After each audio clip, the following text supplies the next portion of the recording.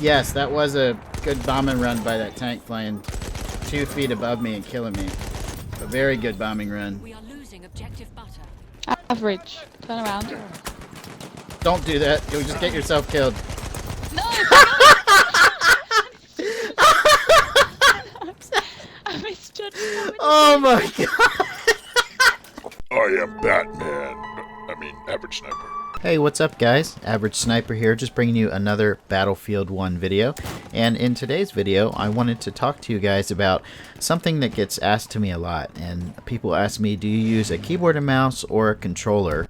And if you use a controller, well, what are your sensitivity settings? Well, I want to talk a little bit about sensitivity and about using the controller in general. So this applies to all platforms that you can use a controller on. And for today, I'll be showing an example of my PlayStation 4 settings. In fact, let me go ahead and pop that on the screen right now. So these are the only settings you really have to worry about. I have not changed any of the advanced settings. I left all those the same. So on the basic screen, this is the most important things to me right here that make it possible for me to snipe and basically play the game with a controller at the sensitivity that I prefer. So I put the soldier stick and the vehicle stick sensitivity on 50%. Now, this for me just works perfectly. I prefer to have a low sensitivity in games where I'm using a controller because that's just how my muscle memory works. You know, I like to be accurate, and I like to be able to move the stick with my thumb and have it feel like it's moving identically as far as my thumb is moving. Now that might seem a little weird, but you guys out there that use a controller probably understand that. So 50% on the soldier stick sensitivity and the vehicle stick sensitivity works perfect for me. And then the most important thing for me when sniping is the soldier zoom sensitivity being at 85%. And it doesn't have to be exactly at 85%. Once again, it is whatever is going to work best for you. That's what's really important, is whatever's going to work best for you. But here's the thing. If you're used to playing any class except Scout, or if you're used to playing the Scout class with infantry or carbine sights, then you're going to want to lower the sensitivity on your scope. And the reason for this is because aim assist slowdown kicks in on carbine and infantry sights in the Scout class and on all guns outside of the Scout class. And what that does is it slows you down as you come over your target. So your muscle memory has gotten used to when you are sniping at when you're aiming at a target, aiming down sights at a target, it slows down as you go over them. Maybe your brain doesn't even notice, you know, that's what's happening, but that is what is happening if you have your aim assist turned on. So what I have done, because I was very used to aim assist, I've always had the aim assist enabled in most games, and for most of my gaming career when I first started, I had no idea what aim assist was. But as I started making YouTube videos and getting more familiar with settings, I learned that aim assist basically slows you down when you're using a controller and you drag over targets to help you be more accurate. Well, they have, in most modern games, have disabled aim assist with scoped sniper rifles, including Battlefield 1. So a lot of people tell me when they switch to the scoped sniper rifle, they do a lot worse and they don't understand. They say their scope goes everywhere, they don't know how to control it, they have to switch back to infantry or carbine.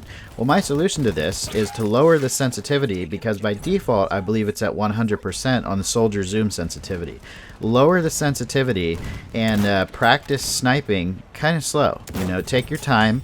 I know if you're using infantry and carbine scopes, you're probably used to being able to do those crazy quick scopes where you just push the left trigger, right trigger, and it just, you know, magically hits the target. But that's not going to happen without aim assist. Now, as you get better, you will be able to do that because you'll get good at lining your targets up in the center of the screen without that aim assist aid. But for now, the best thing you can do is manually slow down the scope while you're zoomed in. And I've actually left my settings like this because it just feels so natural now. It almost feels like I have the same aim assist slowdown that I have on my carbine and infantry variants when I'm using the scoped class. Now, of course, when an enemy is standing still like these guys, it's easy to just smash them, but the big thing is when people are running. Which brings me to my next point. You need to get used to leading your targets, you know.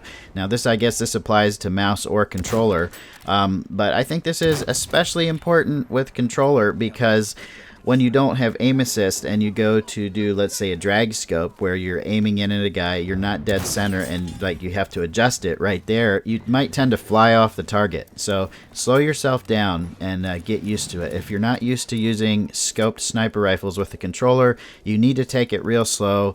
Don't just charge in there, you know, like you can kill everybody, because you're actually going to have to take your time to line up those headshots or those upper body shots. The aim assist will not do it for you on the scoped sniper rifles in Battlefield 1 and most modern shooters. Now, I will give you some personal history. I kind of grew up playing Xbox games with a controller, so I'm very used to using a controller. I did take a break from the controller for quite a while and used a keyboard and mouse so I could get better at playing PC games, because I had never really used a keyboard and mouse to play shooters before. I had always just used a controller. So when I came back from about probably like a year of practice with the keyboard and mouse and started using the controller again, it was a little bit of a shock, because I was like, I kind of got a feel for those guys who come from PC, or those guys who have never really, those people who have never really gamed before, trying to snipe, you know, without aim assist. It is quite difficult because your muscle memory has told you this is how it works, when in fact this is not how it works. That's just the game basically doing some of the aiming for you. So take it slow, get used to it. If you're a new player, this might be best because your muscle memory hasn't been trained yet. So, you know, take it slow, and that is like the best advice I can give you. Once you start getting better at this, you'll be able to go much faster. Your muscle memory will kick in. Your brain won't have to think about it as much. So just get that sensitivity tuned to the sensitivity that works best for you, whether it be high, low, or in between. Like I said, mine is in between. And I hope this video has helped you guys. I'll see you on the next one. Give it a thumbs up if you enjoyed, and subscribe for more content. See you guys next time. Later.